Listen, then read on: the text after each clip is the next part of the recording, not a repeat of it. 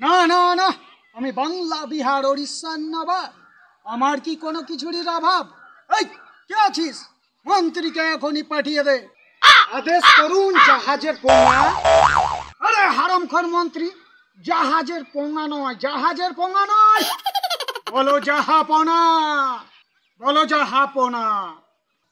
আচ্ছা মন্ত্রী, আমাদের কোষাগারে যে বুটের পোকা লাগা ছাতুগুলো ছিল আছে না ফুরিয়ে গেছে? হাঁড়ির তলে 100-150 গ্রাম পড়ে আছে।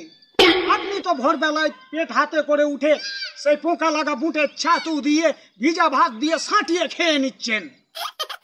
আরে মন্ত্রী, তুমি তো বেশ ভালো করেই জানো সেই সারাদিন খাইনি কিছু, সেই ভোর রাতে খেয়েছিলাম ভিজা ভাত দিয়ে পোকা লাগা সেই বুটের ছাতু। আমি বাংলা বিহার ওড়িশার নবাব, আমার কি ভাতের অভাব?